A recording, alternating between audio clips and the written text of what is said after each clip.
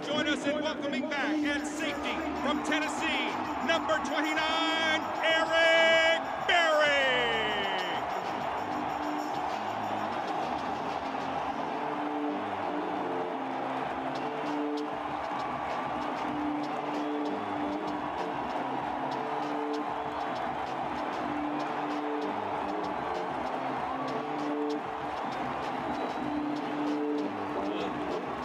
Let's hear it for your Kansas City Chiefs!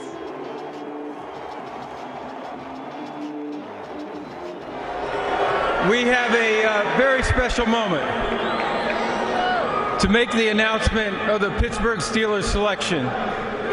We are honored to have with us an extraordinary man who continues to amaze us with his unyielding determination and his unwavering spirit. We are so proud of him, and he inspires us all. Please welcome, joined by his fiancée Michelle, Ryan Shazier.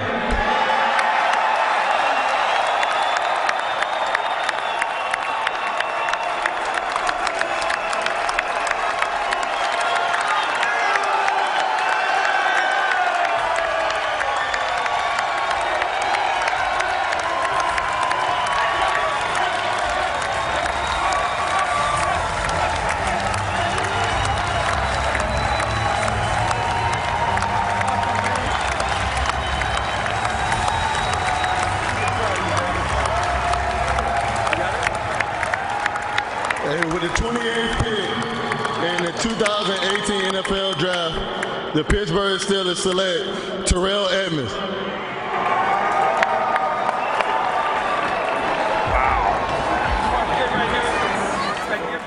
I want to thank God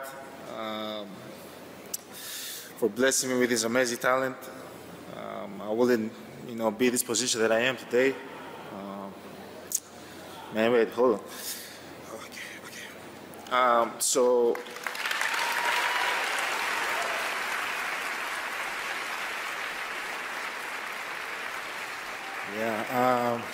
I want to thank God for putting me in this amazing position that I am today. Everything I do it through Him, and I'm extremely blessed. And I realize that. So I want to thank God. I want to thank my team. First of all, I want to thank my teammates. It takes more than one person to win 16 games. Every time I walked to the locker room, I saw my teammates. They were ready to go to fight. They were ready to go to war with me. They laced up their shoes. They went out there and they gave 100%. I want to thank the coaching staff for I want to thank the coaching staff for teaching us, pushing us every day, every single day, believing in us. Teaching us what it takes to win. I want to thank the front office, the ownership for believing in me.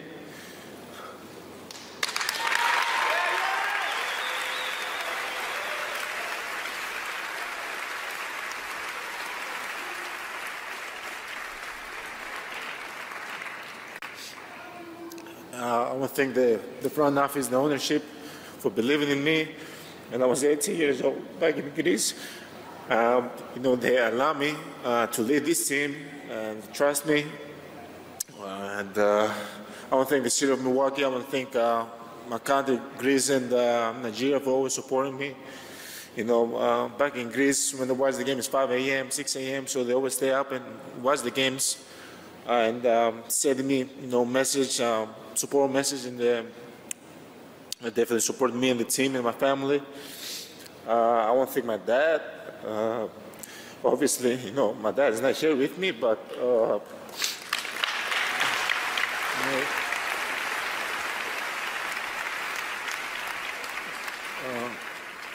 2 years ago, and I had the goal in my head that I'm going to be the best player in the league. I'm going to do whatever it takes to help my team win, and I'm going to win the MVP. And every day that I step on the floor, I always think about my dad, and that motivates me and it pushes me to, play harder and move forward. Even though when my body's sore, even though when I don't feel like playing, I always going to show up and I was going to do the right thing. I want to thank my amazing brothers. I love you guys, man.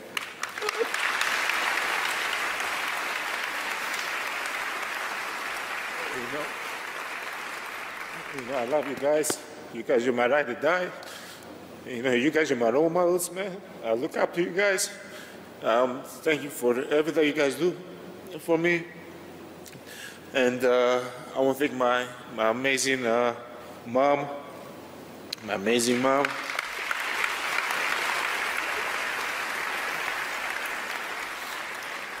I think my amazing mom, she's my hero. She's,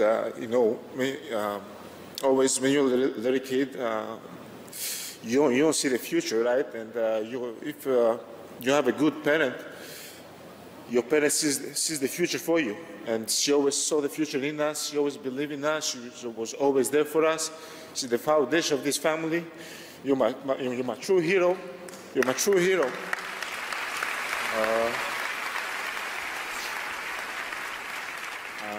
Obviously, I want to thank my agents. Thank you for believing in me. Thank you for motivating me. At the end of the day, this is just the beginning. This is just the beginning. My goal is to win a championship. As my dad told me, always want more, but never be greedy. My goal is to win a championship, and we're going to do whatever it takes to make that happen. Thank you, guys.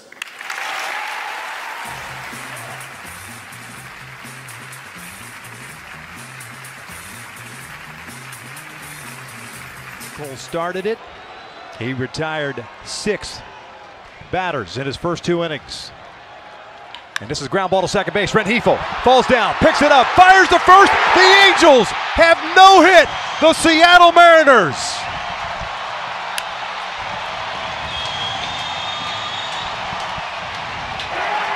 Cole of Felix Pena, this Los Angeles Angels franchise has just hit the Seattle Mariners on the night. We honor the memory of Tyler Skaggs, and now the 45 jerseys being placed on the mound. This is absolutely indescribable. This is the most amazing moment I've ever seen.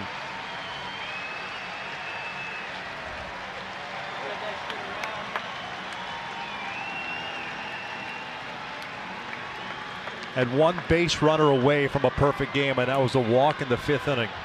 It is a perfect night to honor a perfect human being in Tyler Skaggs.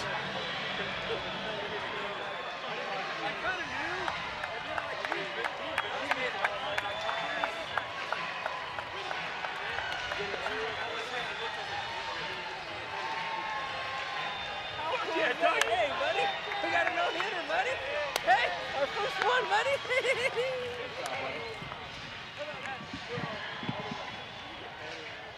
I revere football. I love the game. So you don't have to wonder if I'll miss it. Absolutely, absolutely, I will.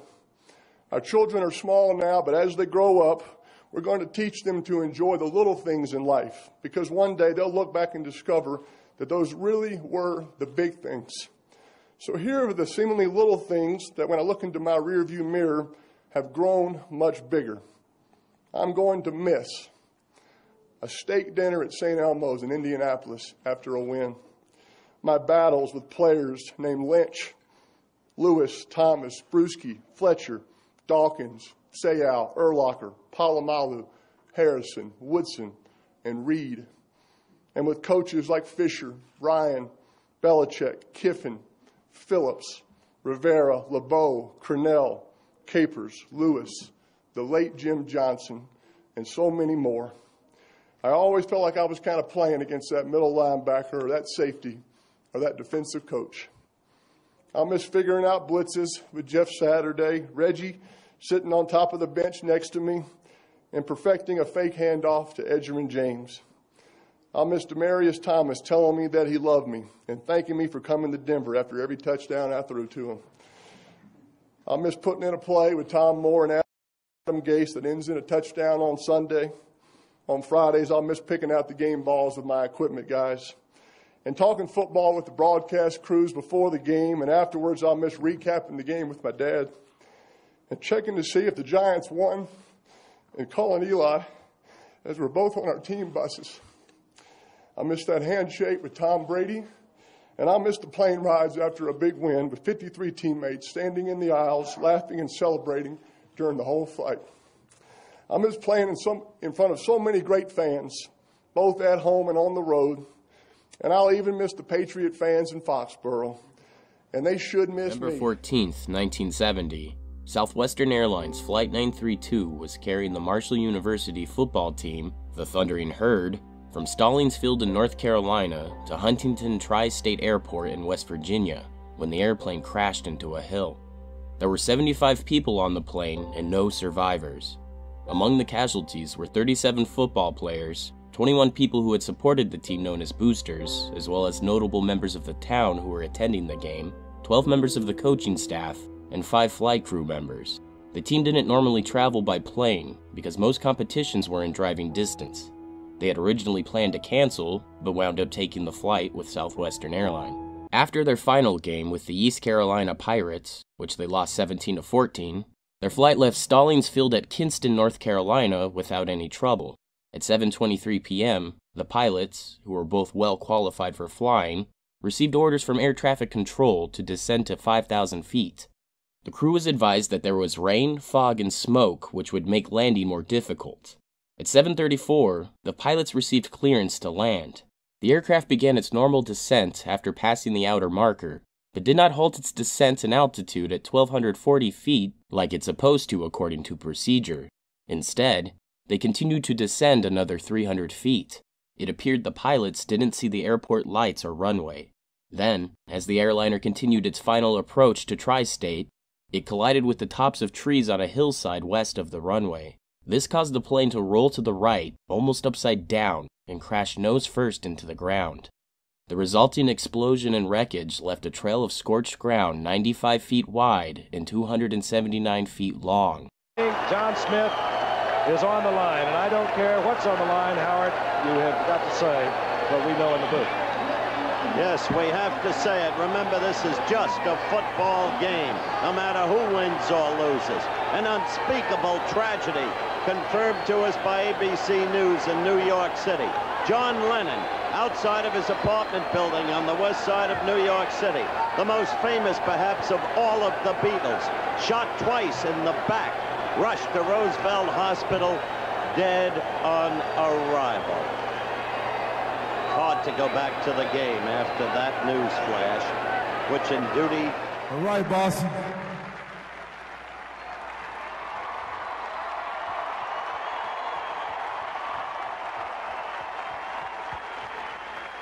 This jersey that we wear today, it doesn't say Red Sox. It says Boston. We want to thank you, Mayor Menino, Governor Patrick, the whole police department for the great job that they did this past week.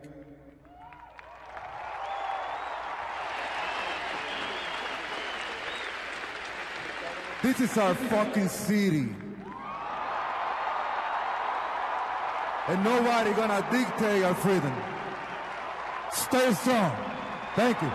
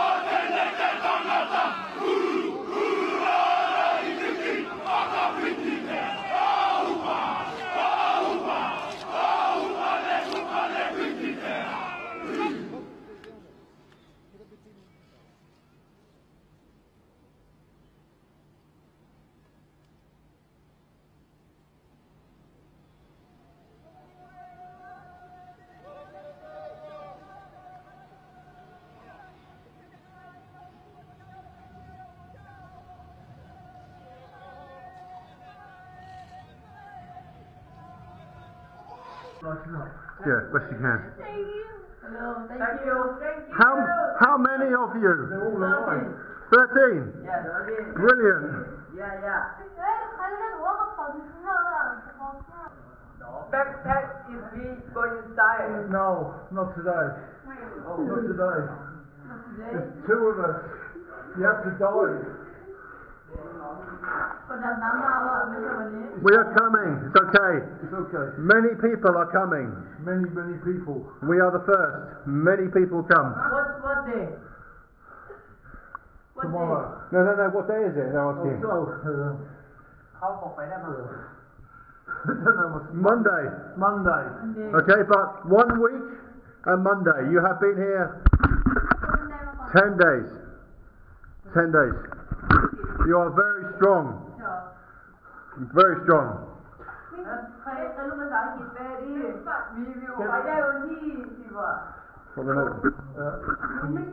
Let's go up. Okay, go back. We come. I know, I understand. We come. Okay, we come.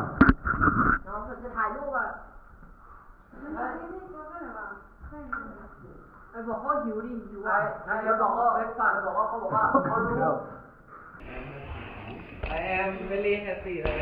We are happy too. Yes, thank you so much. Thank you. Okay. Pro Bowlers in there together on that play with Vontae Leach.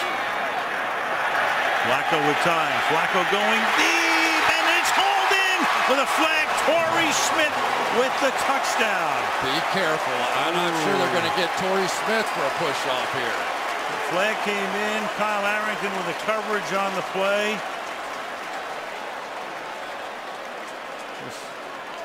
If you missed it at the top of the game, his younger brother killed in a motorcycle accident early this morning.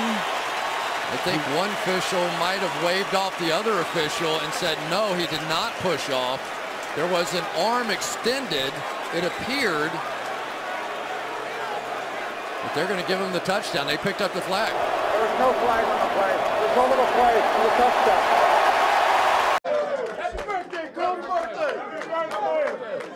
Hey, I want to just thank all y'all for y'all support, man. This new territory for me, man. We love you, baby. We got you. We're your brothers, baby. You already know it, man. Got 60 brothers in here, baby. It's new territory for me. Dealing with, a loss like this, man. And if it wasn't for y'all, I don't think I would have even been here today. It's tough, man. I appreciate all the support. Y'all really made me feel better, and it's gonna make this fight a whole lot easier. A lot easier to get over with, man. And I just appreciate y'all. Love all y'all, coaches, players, everyone, man. And just thank you. Yes. Love you, man. Let's go. Bring it in tight, baby. Bring it in tight. Hey, Ravens on 3. 1, 2, 3. Ravens.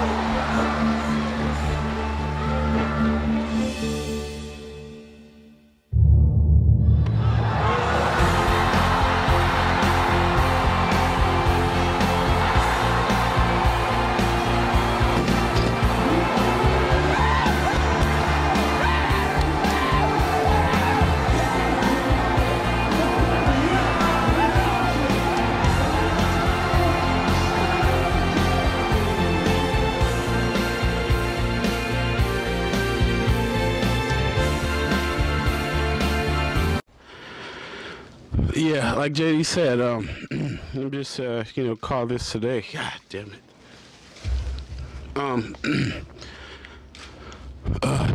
The doctors told me since, 2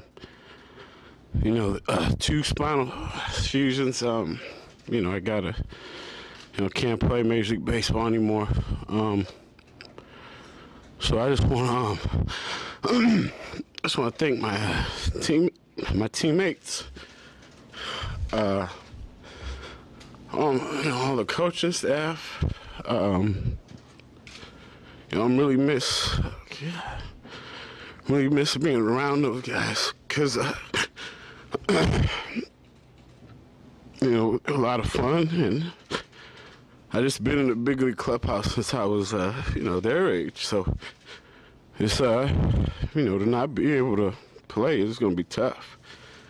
So but you know, like I said, I'm just happy I got to, happy I got to enjoy my career so far, and play with these guys, and they're awesome. You know, especially Bees. You know, Bees helped me out a lot this year. You know, especially I was struggling a little bit, so seeing him come to the field every day with a good attitude really helped me out. You know, so because what he's going through. So having him around really helped me out a lot. Look at Pierce.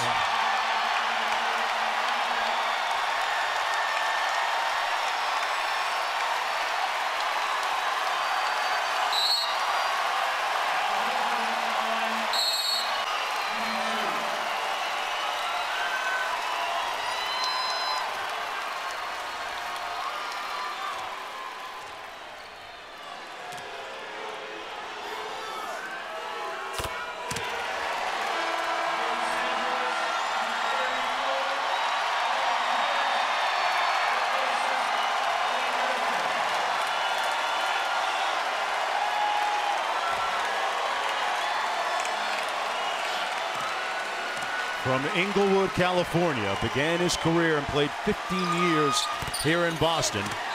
And if you ask him, he'll always bleed Celtic green.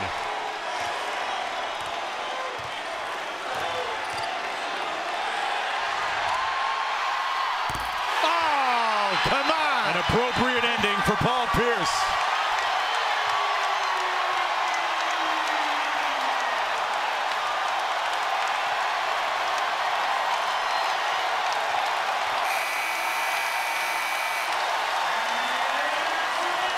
He couldn't have scripted it any better. Not far from North Station is where Paul Pierce